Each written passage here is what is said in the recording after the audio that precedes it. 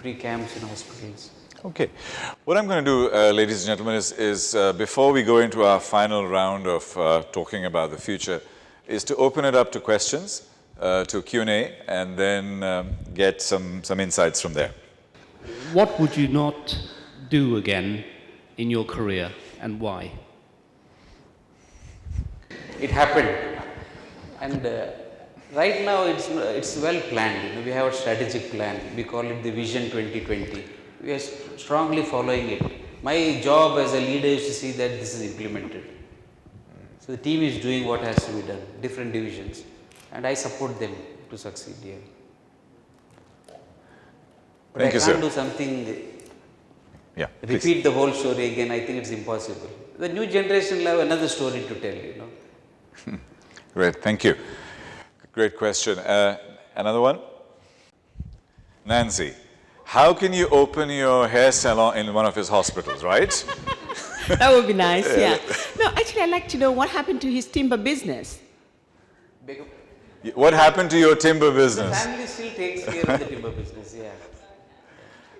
Okay. I put up a slide there with all of the other businesses that you have, just to give it a little nudge. What are those businesses? So you mentioned... We have a chain of health clubs called Body and Soul. We have 5 of them. Some of them are standalone buildings. It's about 45,000 square feet, separate for men and women. It's not gymnasium only. We have badminton courts, squash courts, swimming pools, tennis courts, and we have a small place for children also, kids gym also. So the whole family enjoys it. We have in Dubai, we have in Sharjah, we have 3 in Ajman. We are building a huge one, inshallah, in Dubai now. So within our clubs, if I remember correctly, we have almost 6,000 members. May I ask you why you opened a gym? I always dreamt of having a resort. I wanted to get into the hospitality division. So that's the reason we got an opportunity and we built it. This facility in Ajman was built for the staff and students. Right. We opened it to the public.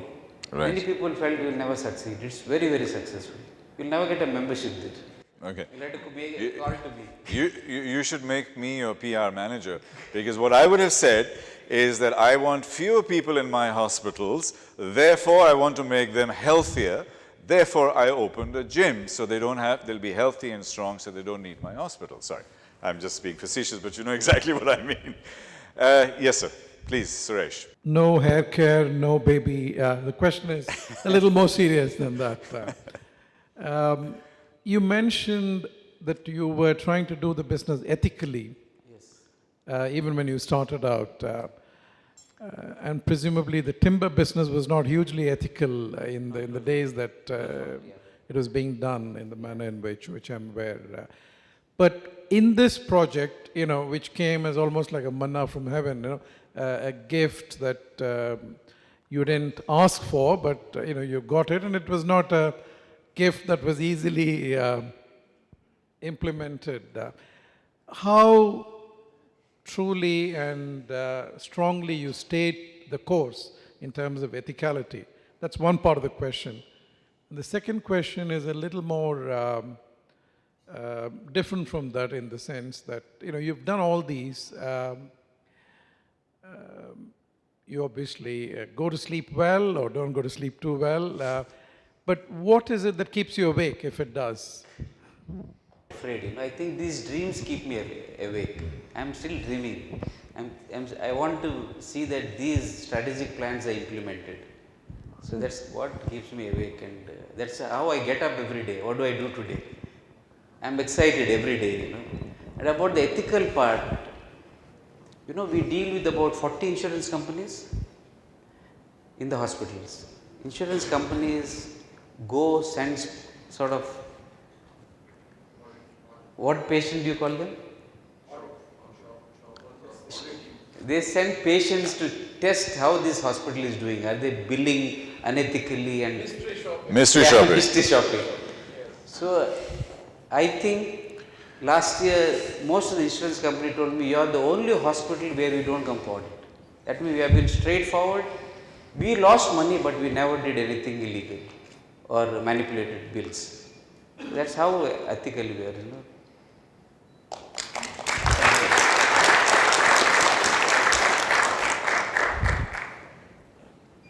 lot of people I come across, they say exactly the opposite, saying that it's very difficult to be ethical. So when you have that ethical dilemma of doing something right or making sure that your business succeeds, what advice do you have to people who have small businesses in terms of that ethical positioning? Because I think it's really, really important for people to feel strong that ethics will always succeed. So your advice from that? What I feel is to reach the goal, the easiest way is the straight way. You be straightforward in your dealing, like how you drive in Dubai. When you are used to driving in India. I used to be a racer, I should race in rallies, and I used to be a very rash driver. But once I came to Dubai, I realized it's so disciplined. You follow a track, you never meet with an accident, unless it's some freak accident. Same way in business, if you are straightforward, you follow the laws, the legal, I think you will never fail. I totally agree with your point. Any other question? No, it's not the way I drive, it's the way people drive right behind me. Yes, sir, please. Good evening, sir. My name is Ritesh, and my question is, since you are in a business of running hospitals, what are the factors, or why are the factors, the cost of getting a specialized treatment in UAE is damn expensive than when compared to countries like India, Pakistan, and why do people still prefer to go to India to get treatment rather than getting the treatment here? Thank you. Good question. I think frankly, I don't believe UAE is more expensive than India anymore. Our hospitals, please come and visit our hospital and look at our prices. Most of the services provided are affordable. In fact, we have created a medical tourism division.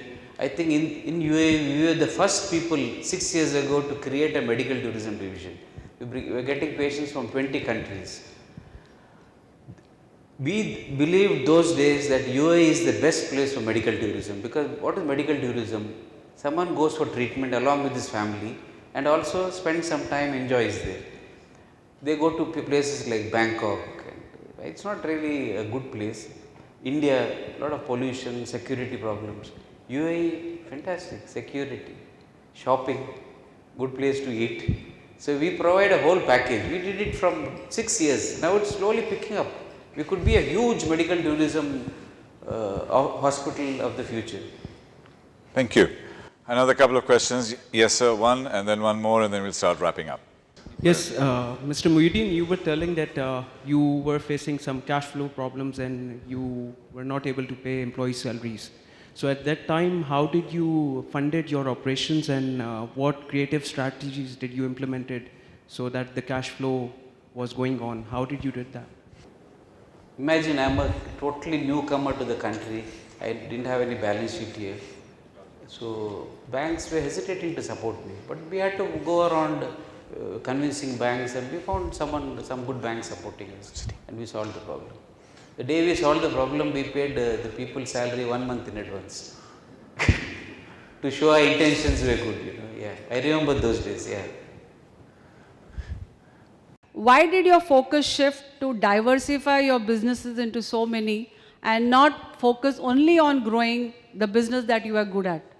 Most of the business I am talking about are related to our core business, that is education and healthcare. Like pharmacy is related to the hospitals, optical shops related to hospitals, NutriVita, that is Nutri and vitamin shops are related to the hospital. Our trading division again related to hospitals. We do a lot of purchases. Our health club, part of the campus of the university, hospital. We needed all this. Okay, so And that we have complements. an insurance company, part of it's a subsidiary of our core business. Okay, Luckily for us, all of them are grown, and we are now pushing all of them to grow. okay. Like the health club, we have 5 of them.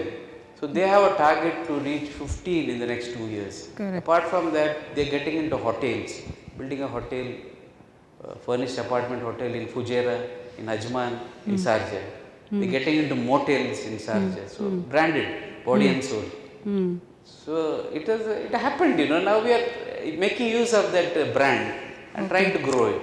But what about building more colleges and hospitals in There are UAE? there are students coming, so many students coming, it's not easy to get a medical seat in our university. Okay. So we couldn't build more here in this country. We may build one in Dubai. We're looking for an opportunity. Okay. But we are looking for, most of the students come from Africa, Okay. from Malaysia. So we're looking for opportunity to build there. So usually I have seen the trend that when you're very successful in one business, there's always a diversification. So why is it that actually, like if you see Al Futtaim also today, you see any big business owners, they diversify into different businesses.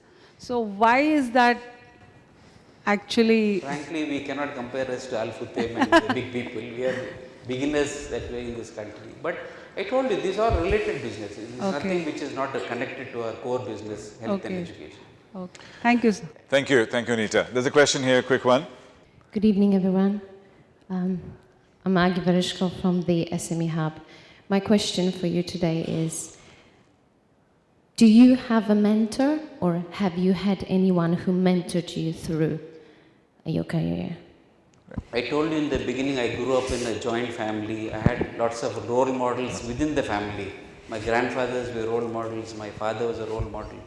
One of my uncle was a role model. They had a lot of good qualities. They were all family-oriented people. They were all successful people. They were very religious and God-fearing people. And they were also very generous and helpful people. My family is a well-known family from Bangalore. My father is almost like a public figure in Bangalore. So these people are my role models, and I learned a lot from them. Mr. Mohyuddin, what's next? You've built a great business, you have a wonderful family, you have 2 young sons, one of them is working with you. What's next? What's next for the next 10 years? And please don't say just building more. Seriously, how do you grow from here? Where do you go? As a business, As a business, as a profession, as a person. We have a strategic plan. We have something called the Vision 2020. Okay. We meet once a year. We brainstorm how to implement it. Okay. We are dreaming of implementing this. If we Yeah. do that, we scale up our business at least 10 times more, inshallah. Yeah. Okay.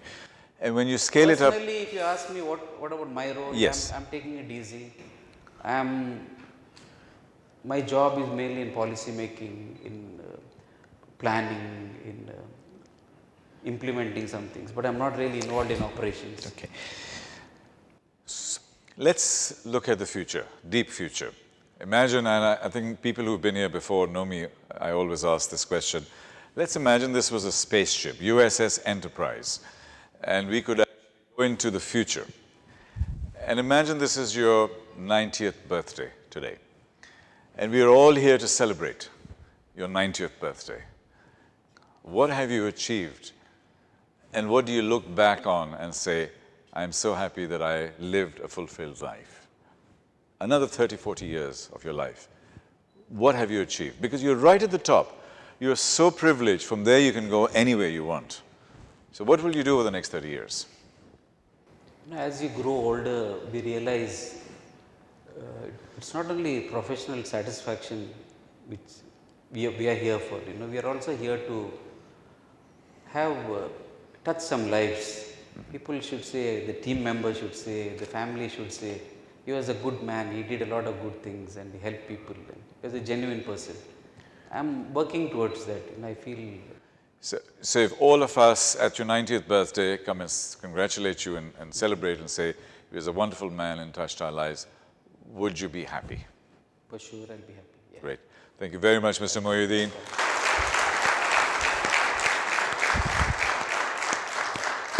It's a wonderful story, unexpected, lots of new things, lots of fresh ideas, and I'm so happy that you participated, and thank you very much for being so engaging. He stood throughout the whole thing, connected with you. Very grateful. Thank you, sir. Dinner. Thank you, Mr. Mohyuddin, for the inspiring session of the evening. Also, on behalf of SPI team, I would like to thank all the attendees for making this session a grand success. Thank you everyone for your pleasant attendance. Thank you.